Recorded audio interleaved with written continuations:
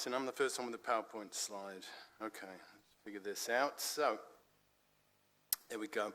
So the National Waste Reports are produced every couple of years. It's a commitment under the National Waste Policy Action Plan. The latest one, National Waste Report 2022, released at the end of last year. I was the lead author. It's a collaborative effort, and that's the crowd that was involved, that we harnessed the power of these people, so we get a fair bit of expertise in to help us out. And we focus on 2021 data. You might immediately say, well, that's a bit old, isn't it? And indeed it is. And this is why the process, so we have to get the data from the states and territories primarily. There's also industry surveys and other national data. And they get it from industry, either from voluntary surveys or through license reporting. That takes time. End of the year, can I have your data please? Then you wait for the stragglers, then there's the QA, and they have to bundle that together before they can give it to us because of the confidentiality requirements on these data. So it does slow everything down. We have to then do our own smushing it all into a pile and standardizing it and so on before we can report it. So it does take quite a long time to get all this together. And as a data geek, I won't present this without first of all talking a little bit about the data quality. Now, main weaknesses then, many sources, multiple hands it has to pass through, varied categorizations that people do. The states and territories are all different from each other. The composition of waste to landfill, well, this is based on periodic audits, so it's sort of snapshots, which we assume are representative. Now, there's a fair bit of work done to check that, but it is a weakness of it, and something I should say that I think the states and territories and the federal government are working to improve that. Interjurisdictional transfers are a bit of a problem because states tend to count what they manage rather than what they generate, so we have to, then there's potential for double counting if we're not careful.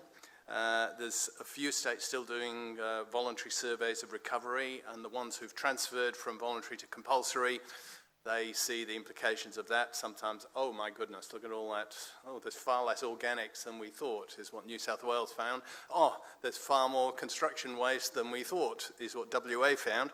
So that's still the case in some states. Commercial confidentiality, I've mentioned, it does prevent some reporting directly when there's a very narrow niche. And the Victorian recovery data, they have been going through a massive restructure from Sustainability Victoria to Recycling Victoria, transfer, splitting and so on. They couldn't get their data together properly, so it was an estimate in consultation with them, so that's another weakness. But overall, we believe the data reliably supports the key messages presented. Just bear in mind, there's a little bit of around the edges there. And I should say too, that it's improving, that we've developed a standard for national waste data and reporting, and there's really good participation and buy-in from the states and territories on that, and a fair bit of transfer. Yep, we'll use those categorizations, we'll use those systems, we'll report in that way. So over time, this problem is going to be getting less. Okay, having said all that, here we got a chart of waste generation trends, 2006-7 to 2021. Our base year is 2006-7. I should say the data historically does get a bit weaker in terms of the quality, and it's improving over time. But as I say, I think this is telling a reasonable story. Getting you used to these charts, because there's 3 or 4 of them in this way. On the left there, we're seeing absolute numbers, quantities in millions of tons. And on the right, these lines are per capita. So it's transferred so you can see this over time. So, and the top one is everything, and the bottom 3 are in order: commercial, industrial, construction, demolition, and municipal waste. So there's a few stories in that then. We've got an increase from 70 million tonnes in 2016-17, the base year of the National Waste Policy Action Plan targets, 74 million tonnes in 2018-19, and what have we got? Can't see that number now. 76, I think. Yeah, 76 in 2020-21. So it's still increasing. It's mainly construction and demolition waste that's causing the rise. It's That's, of course, significantly linked to particular projects, so it's a bit bumpy. And I might say here, Victoria, recognising that with its huge construction projects going on, has taken construction demolition waste out of its state targets, because they're saying, oh, we can't meet waste reduction targets when we're also doing tunnels. So they're just looking at municipal and C&I. The municipal waste rise and C&I fall appear to be COVID related. Combined, they're pretty much flatline. And I think we should note here as well, when you put organics bins out, and we're spreading organics bins, particularly, I mean, New South Wales, Victoria, South Australia have had them for a while. It's now Queensland, WA, it's rolling out. You put more bins out, you get more waste. People are start putting things in it that they previously managed on site. So that sort of pushes waste up a little bit in the municipal area. Here's recycling trends. So you can see, obviously, this is a sunnier story in terms of it's going up pretty steeply there compared with the previous chart. In aggregate, core waste plus ash. That is the scope. Core waste meaning waste that's really of interest to the waste sector, and then ash stuck on the top. So if you look at the recovery rates there, look at the middle one there, construction and demolition waste, massive increase, and a steeper rise than generation. So recovery rates are going well for construction and demolition, although, Jeff mentioned stockpiles there. And I should say, we're not very good at measuring stockpiles of what happens. They tend to be counted as recycled, because we don't have a way of doing the accounting across years of what happens to this stuff. So that's a bit of a in the hard basket. So a stockpile of processed material is counted as recycled. Municipal waste, that lumpy bit there in the middle at the bottom there, is due to the transfer, I think primarily due to New South Wales transfer from the data systems, and I said finding much less organics. They had double counts in. We haven't managed to correct those. So that bump is a bit of an exaggeration, but you can still see that recovery is going up in municipal waste, and indeed all of them, except commercial and industrial waste. That's a bit of a disappointment there, and particularly looking at the line on the right-hand side of that, the blue line, per capita, it seems to be declining in recent years, commercial and industrial waste. So it's probably that's a key area of challenge. It's the most diverse part, and it's hard to say exactly what the story is here. It's going to be partly related to COVID, but it's not only that. And it's actually the lowest recorded quantity since 2008-9. I don't have much time, so I'm just going to push on here. Energy recovery trend. Now, it's done in a slightly different way. Sorry for that. We just don't have the source sector information quite as good. So this is done by state and territory. The bulk of what's energy recovery counted in this Commonwealth system is landfill gas collection. Again, it's interesting that that's declining, because the sector will tell us they are chasing gas left, right and centre, and they have difficulty finding any more. It could be partly it's to do with it's just a model of how much is generated, and that model could be slightly wrong. Could be a lot wrong in some cases, but in aggregate you'd expect it to be close, but still there's possibly issues there. So 83% of the 2021 tonnages are to do with landfill gas. Another issue could be flaring. That has increased in the last few years. Flaring we don't count here because it's not landfill gas, it's not energy recovery, it's just flaring. So a shift from energy recovery to flaring would make this chart go down. But even then, that still doesn't cover all of the fall that we're seeing in recent years. But now here's the upshot for that really, and it's a bit of a detour, but greenhouse gas emissions from waste. And now here we're going right back to 1990 and up to 2020, and this is from the national inventory, and you can see when they divide it up into the various sectors, waste is the one that's performed the best, and nearly all of that is to do with landfill gas collection, which started during the 1990s and has increased substantially. Now we chase gas very carefully, so nearly all of that reduction is to do with landfill gas. Here's the disposal trends. So overall, a decline, and per capita, a strong decline. Now that decline has fallen over the time period there, and you can see in all these three charts, per capita it's gone down pretty much across the board, but a little bit of a blip upwards there looking on municipal waste at the end, and also commercial and industrial. So this battle has still got a way to go. We are still pushing a lot of material into landfills, and it would appear that in the last couple of years on this, again, probably a fair bit of COVID-related implications here, a bit of a rise in the total quantity of municipal waste. Now, when we say disposal, as I said, energy recovery, part of it is from landfill gas. That means that on this chart, not everything that's going into landfill is counted as disposal. So it's not quite the same, because what goes into landfill, they split into two bits. Energy recovery, a little bit, and disposal, the rest. This is waste to landfill in Australia overall. The other issue on disposal is a bit of incineration, and there's also a bit of ash. So if we take the ash out and we just look at landfill, we still have increasing quantities of waste going into landfill in aggregate, not per capita, across Australia. We're going back here to 2006-07. We had a fall, and then we've had a slow rise and slight acceleration towards the end of it. Now the bit that the states and territories leave to when they get this, when we release this report, which is the recovery rates by jurisdiction. So this is showing all the states and territories and the recorded recovery rate. South Australia having the best, followed closely, well, not so closely, but a bit behind by ACT, New South Wales and Victoria. WA coming along. Tasmania is a significant improvement in recent years.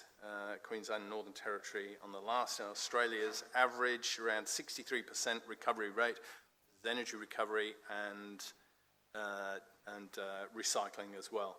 You'll see this other thing, waste reuse. Waste reuse is a new category included in the National Waste Report based on the standard that came out, and the idea is to separate stuff that needs processing from stuff that doesn't. Waste reuse means it's direct. Most of that is soils or ash that are used for some specific purpose. When I say soils, I mean contaminated soils that are used in something that the state and territory counts as a recovery operation, such as rehabilitation or so on. So that's included in this. The quality of the data varies. New South Wales always grumbles about the quality of South Australian data, and because they're winning there, and I think some in South Australia do that in fairness as well, complain and would like to improve it. But South Australia does a fantastic job anyway, and they've been, since we've started doing this, they've always been the one that has the best result. Here's a recovery rate by stream. Construction demolition waste looking the best, followed by C&I, and then municipal waste behind. And there's that ash story. Some of the waste reuse, that's that lighter coloured there, is related to ash reuse in Queensland and New South Wales.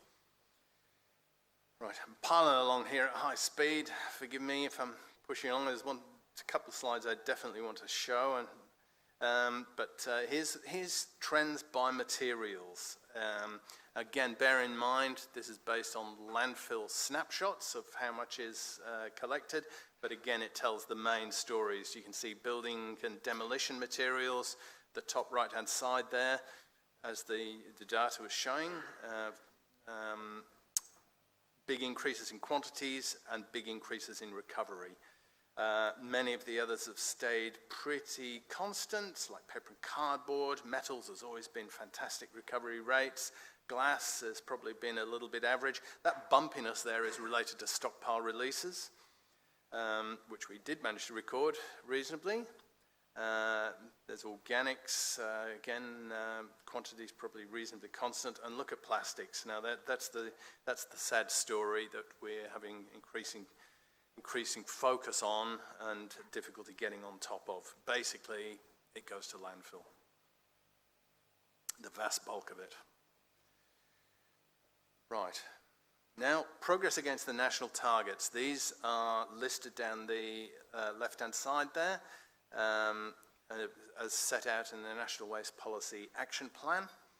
And we are required on this data set to have a check on how these are working. So ban the export of waste plastic, paper, glass and tyres. Yep, that's happening. It's not quite a ban anymore. They call it a regulation because there are ways in which you can, once it's processed, you can push this through. Reduce total waste generated by 10% per person. Well, we get the 3% increase. And no change since 2020. So that's not working out too good so far. 80% average recovery rate from all waste streams. Well, we've got an estimated increase of 2.2 percentage points. Negligible change since last time. So also that needs to accelerate.